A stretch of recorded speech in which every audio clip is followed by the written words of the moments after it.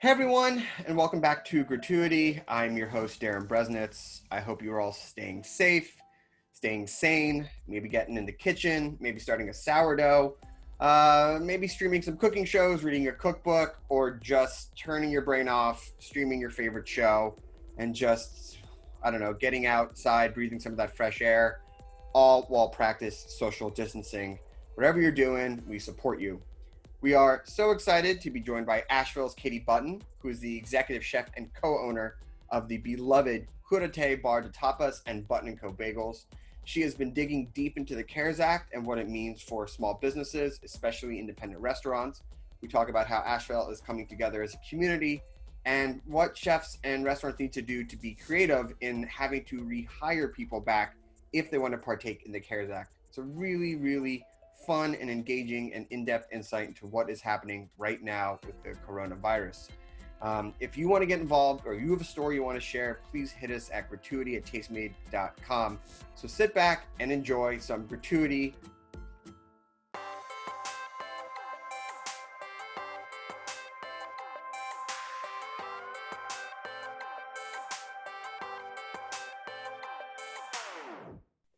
Katie Button, thank you so much for joining us from Asheville, North Carolina. How are you? I'm doing pretty good. Thank you. Obviously, living in a bit of a smaller town, a little outside the major markets, are you seeing the tight-knit community of Asheville coming together around the coronavirus and dealing with the pandemic? I was really impressed with how quickly people in our community activated around saving small businesses. It was like almost instantaneous that a website called Asheville Strong, a group of people created a website called Asheville Strong and put links to a whole bunch of small businesses to purchase gift cards and started promoting that and allowed new businesses to sign on and include their gift cards just as a way to keep money flowing to some of these restaurants and other businesses when people couldn't go and eat out or shop. So that's been great. I think there's been a few other things going on in our community as well, supporting some of, delivery of some products from some of our local farmers and with a group called Mother Earth that's been really ramping up their delivery services. I do think being in a smaller community, we're connecting really well. Like everybody's reaching out, social media, emails, like checking in and trying to make sure we all make it. Yeah, I feel like I've never been in more communications with the people in my lives or the restaurants or things like that than I am right now. Yeah. A little bit, hey, how are you doing? How's it going? Can we help? What's going on? Exactly. Yeah. Yeah. And people just checking in. I hope you're doing okay. So for people who may not be familiar with the Asheville restaurant scene, can you paint a little bit of a picture before everything changed? What was it like? Was it tight-knit? Were there a lot of independently owned restaurants? What's going on? Asheville is a really cool city because it's full of independently owned restaurants and businesses. We're kind of a DIY little kind of community where people move here because they love it. It's in the mountains and there's rivers and it's beautiful with this vibrant kind of historic downtown that's very walkable. And then in order to figure out how they live here and make a living doing it, they start their own business. And there's a lot of support here for small independent businesses, buy local, like everybody. It's just the thing. It's like Asheville supports Asheville and it's fantastic. Even though we're only a population of 85,000 people, we have amazing bean to bar chocolate, coffee roasting, cheesemakers, farmers, brewers, distillers, restaurants, pottery. I mean, it's really amazing. All the restaurants and local people buy all the local products because they're really quality and really great. The reason all these amazing places can happen is because we also bring in a fair amount of tourism. People come here to hike and spend a weekend or a week. And it's really important to all of the craftsmen and makers in our community to have that support. The effects of travel ending and also people not going out, like makes it challenging for our community. And what is your tourism season? When's the busy season for you? Fall, when the leaves change, is like peak, but also in the summer, and really anytime there's a holiday. Our seasons, spring break, like we see peaks anytime there are travel holidays for regular work. I mean, it really sounds like a place where you could bring an extra suitcase and then bring back flour, spices, pottery. Oh my gosh, yes, like absolutely. You could really just like put Asheville in a bag and be like, here you go, like experience it from afar. You could. Now we have to figure out how to get Asheville in a bag and ship it to everybody in the United States. That's a free one. That's my contribution, is Asheville in a bag. I love it. And that's great. And the great thing about some of those more shelf sustainable products, the flours, the spices, like they'll still be good in a couple of months, things like that. But as you start heading into your heavy farmers market season, how are the local farmers being affected, and what are people doing? LA just shut down their farmers markets because people could not social distance. Like I saw photos from this past weekend that were the most packed farmer markets I've ever seen. Yeah. And, I'm not saying that it's either all or nothing, but people need to feel safe. And if these people who rely on the week in, week out, or even bi-weekly selling of their goods that are perishables, what's happening to them? How can people get access to them? I know you mentioned Mother Earth a little bit, but what's happening in Asheville? Yeah, well, the farmers markets typically open the first weekend in April, which would have been this weekend. And some of them are still happening. I don't know if they're going to have fewer. I imagine they'll have fewer people. I mean, that's just probably a given. How do they make it safe, for people to go through and buy their produce? I'm not sure how they're going to do that. It will be interesting to see what happens. There are farmers who are creating their own like kind of contactless CSA, where you drive out to the farm and you can pick up your CSA box and they'll put it in your trunk or whatever, and then you just drive off. And that's a way to keep supporting the local farmers, which we need to. But the impact on the local farmers is going to be huge because the restaurants buy a lot. And because we have this mentality, it's like buy local. So that includes all of our, that mentality is not only from the people who live here, but the businesses that are here too. So when you eliminate restaurants, the number of people that are impacted in our community is really huge. Because if you think about it, restaurants have thin profit margins for a reason, because we spend all of our money. So what that means, local food, exactly, on prices, vendors and all that stuff, our employees, our vendors, like everything. So all of that coming to a halt is really hard on the economies in general and our local economy in particular. Yeah, especially when the supply and distribution chain is set up to be very local and to grow locally. There isn't, especially when travel is pretty much at a standstill, there aren't a lot of options. There's not a lot of room to pivot. Well, and because local supply distribution chains are very personal interactions. They're not, nobody's created the systems like big corporations where a giant truck comes in and like unloads and then, somebody takes it and then it's on the shelves and then it goes. And, like grocery stores and things like that are there are methods of distribution of things that limits human to human contact, but the local community, it's all based on farmers markets and getting people together and celebrating. And, so it's hard to pivot in the other direction. Even buying CSAs, even doing gift cards, even doing small things, even a Band-Aid it's not going to solve it. Yeah. It's not going to solve it. And I know that when you and I were talking last week, we were waiting for the CARES Act to pass. And now that it's passed, now it's sort of breaking down like what help is coming. And I'd like to talk about it in two parts. I think the first part, which is a little bit more straightforward, is how are documented workers directly benefiting from the CARES Act? I mean, documented workers saw a big expansion on unemployment, and businesses did too, because I'm not on the hook for that unemployment. So it's which is great from that unemployment piece. I mean, there's an extra $600 a week on top of your state's payout, which is huge. And it's extended the time period for 4 months, which is awesome. So, it makes me feel comfortable about the employees that we have had to lay off. Restaurants can't survive if there's no revenue coming in. We just can't even afford a day's payroll, like without something coming in, because it's too much going out. That piece of the CARES Act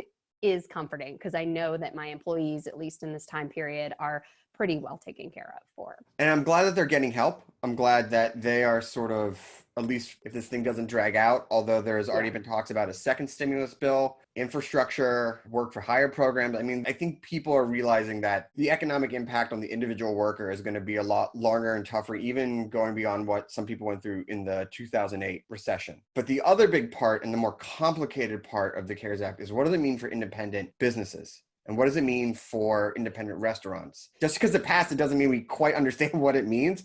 But like, let's unpack it a little bit. What have you seen of how you're going to benefit or what you can even apply for through this? Well, there are, a couple of different options. There's the Payroll Protection Program, the PPP, and then there's EIDL, which are those disaster loans. And the PPP, the Payroll Protection Program is one that's kind of, I think most people are looking at as being most interesting because it has a large potential for loan forgiveness, and which is free money. I mean, in a way, it's like, like it covers that a period of time, which is awesome. And on its surface looks amazing. And when I was first reading about it, I was really excited about it because I thought, oh, great, we'll hire everybody back the beginning of May, we'll crank up, we'll open the middle of May, and we'll have a little bit of time, where we're protected on payroll expenses and utilities and our rent or mortgage interest, like for a month and a half, and have financial relief on that while we're open and ramping up, right? Right. Because the deadline on it is you have 8 weeks basically to use the funds that you qualify for forgivable expenses, right? Among some certain criteria that you have to rehire the same full-time employees as you had. But then when we started, like as the days progressed and you realize the direction that this thing is heading, the deadline of June 30th just seems totally not feasible or appropriate. I would love to shift it. I would actually like it to be 12 weeks, like so that I could start people back May 1st, think creatively about how I could generate revenue streams that didn't involve diners necessarily in my restaurant, and then transition into revenue stream that opening my restaurant, say late June or the 1st of July, and still have through the month of July. The other piece about it is that it's, the 100% loan forgiveness is contingent on you rehiring 100% of your full-time employees. For a restaurant, we'll be lucky if we're seeing 30 to 50% of the sales that we were doing before the pandemic. And it's not like the virus suddenly goes away and everybody feels comfortable dining out again. Right. I mean, it's probably a year till we get a vaccine. And I think it's going to take having a vaccine for people to feel comfortable. Especially, in that rehiring part of it. And this is not to besmirch front of house, but back of the house are going to be people who are churning out product, right? And you need some front of the house, but you don't need everyone. I mean, there's just not enough work to be done. Right. Probably if you hired everyone, look, if you want to share some insight about like how many people go into running a restaurant and how many people there are, so people can have an idea of like why you say you don't need everyone. On paper, it sounds so fluffy and amazing. It's like, if you rehire the entire workforce that you had before, you're going to get 100% loan forgiveness, and it's going to help your workers maintain their jobs, and everybody's going to be happy, and you're going to be making money. And like, but then when you parse it out, it's not that at all, because what happens is you can't bring everybody back. I mean, that's the bottom line, because how long could you keep them hired for? Or sitting at the restaurant. With doing lower sales, you couldn't. You would bleed money, and that would lead to the restaurant's destruction and not being able to survive this thing. And what every restaurant owner or business owner needs to be thinking right now is, what do I need to do in order to ensure that I survive this thing, that my business is there 3, 6, 9, 12 months from now, so that I can grow jobs back, because we will eventually return to the levels that we were at before all this happened. But if we don't survive and we're not smart and we spend money faster than we need to or can afford to, because the government's incentivizing us to rehire 100% of our employees. And I'm the last person who wants to say that I can't rehire every single person. Of course. But I also know that if I want to be here a year from now, I have to do everything that is smart financially for my business. And right now, the PPP plan, the way that it's written, is not enough. The time frame needs to be longer. Some of the restrictions need to be limited. I mean, we need more. So if you move forward with working within the framework that they give you, Mm-hmm. how much do you think that you can actually bring back? And then where do you start getting creative, right? Because like, look, if you hired your whole staff, you know, for people who may not understand restaurants, like there's people who work overnight, porters, there's people who are just doing management stuff. There's people who are doing, I don't want to say non-essential work for running a restaurant, but they have jobs that don't make sense right now to be in a restaurant that's had to pivot to deal with the pandemic. What percentage of workers could you hire back? And then what are you going to do with them? Because like, you know, the bagels, you can do bagels, right? People might want the bagels, but does a sit-down tapas dinner make sense? You know, like where do you find that balance? What's some of your mindset right now? We had, before all of this, some ideas about retail products that we might want to do. But now all of a sudden you're thinking, how can I create revenue streams that do not depend on diners in my dining room? Right. And what can I create? How fast can I get something in grocery stores or ship it, or, you know, create some sort of online Spanish specialty food store? Like, I don't know. I don't know. I mean, you know? Right. Yeah. But those are the ideas that we're thinking of, because I am thinking, how can I, you know, put these people who we have created, this team, this family, how can I have them work on projects for us that make sense in this? Do you have an idea of what the public's appetite is right now? Do you know what they're looking for? You know, the relationship between customer and restaurant owner is symbiotic. It's a little bit give and get on both sides. What are you getting from the public right now? What are they looking for? I think that they want a combination of hearing strong voices, people standing up for what they believe in, and then giving them something to also champion, because they want to see their restaurant survive. So I think they want to see that. But then I also think they want levity. So I think that they've been like just watching Jose Andres's Instagram TV videos are like kind of amazing. Yeah. and that's the kind of content that people are, you know, just like eating up. And I love it. It's awesome. So I don't know, you know, they want storytelling. I mean, people have always wanted storytelling. So if there's a way for us to continue to create storytelling content in a way that also generates sales, it would be really great. So I don't know. I'm going to think on that. You're giving me lots of ideas that I mean, that's what I'm here for. You know, it's interesting you bring that up about the storytelling, because so many stories that made sense or felt appropriate or that you felt that you could tell before this all happened now seem trivial is such like a heavy word, but they just don't maybe seem appropriate, or they seem a little tone deaf, right? Yeah.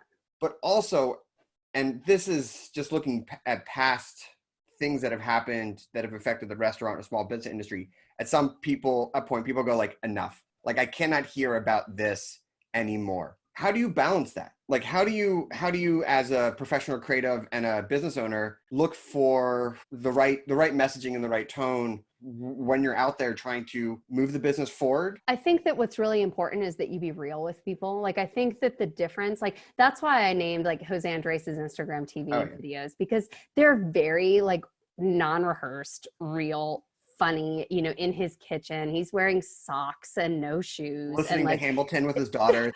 And it's awesome because it's real and it's not staged. I think that the type of content that people are maybe like reacting against or that feels trivial is when it feels like it's overselling, you know, and then also fake. You know, like there needs to be like, you know, I don't know. I posted a little video about I was making chicken salad for my kids, and my daughter was like, "I'm not eating that." You know what I mean? And I was like, well, that's lunch, you know, and that's like lunch. And Sorry. Sorry. You know, and my son, who's like 1.5, had a couple of crackers and he's like frowning at me, you know, as I'm like, and I think that things like that, you know, like Felix was cooking eggs in our kitchen and it was a disaster because we were reorganizing our pantry and had like taken everything out and covered our entire, so I like videoed him with like the 2 feet of space that he had and then showed our disaster kitchen. I just think people want things that are real right now. There was Ina Garten making a Cosmopolitan video that dropped at about 9 a.m. our time today. That was the perfect, like, what we needed. And it was like a giant glass and it was super funny. And coming from a place that is such built on community, you have to lean into each other, right? Like, Yes. that's got to be one of the benefits of each other, because you have to lift each other up in these moments. You know, everyone is hurting. Like, literally everyone is hurting right now. And there was a piece that I saw that was about, like, everyone's going through this very slow trauma. Now, some people are really sick and some people have unfortunately passed away. And like, there is that part of it that is literally the worst part of it. And then the other one where it's just like, you want to make sure that you're healthy, your family's healthy, you have enough food in the house for your kids, but then also your family that you've cultivated at the restaurant. Like, you want to be a leader for them. And it's really tough to find what the right answer is. I have been struggling with this like idea of how I can help people, you know, in this moment. And you want to do everything, and you want to do like Here's all my money. Here's everything. Right. Here's all of me. Here's everything.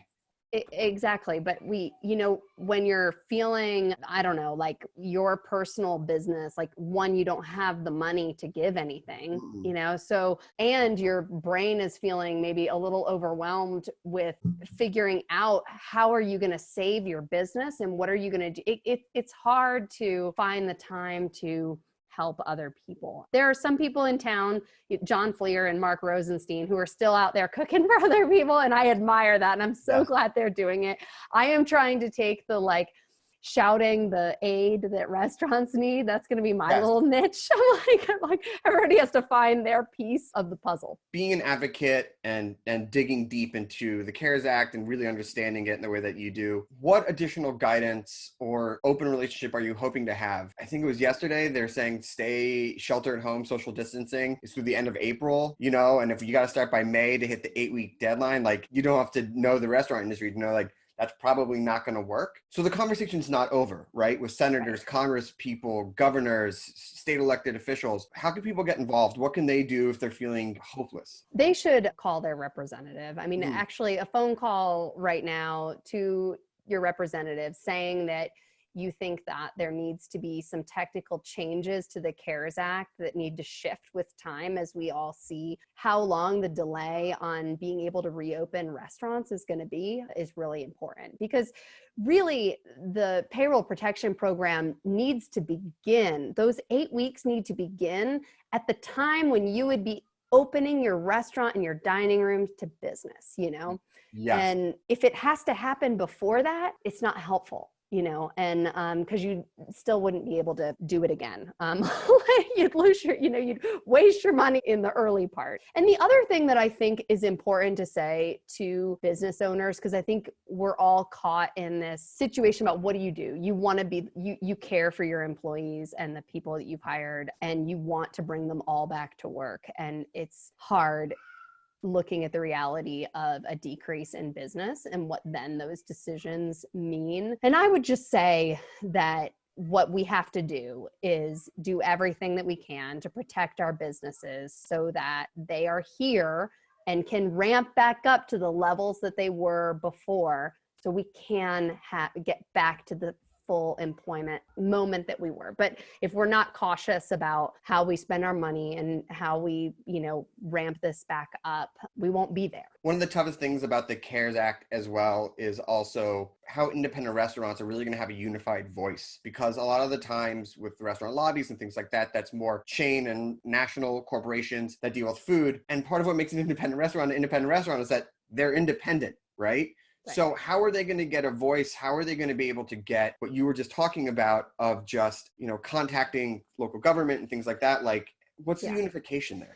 Well, you know, in all of this, that is what has come out of it, is the independent restaurant community has realized that we do not have a voice because we're all fragmented and we're all separate and we all represent something very big for the United States and the U.S. economy, but we're not like the giant chain brands like McDonald's or Applebee's or somebody who has somebody advocating for them to then ask, you know, the National Restaurant Association to push for their needs. So what was created was the Independent Restaurants Coalition, and you can follow or sign up at saverestaurants.co.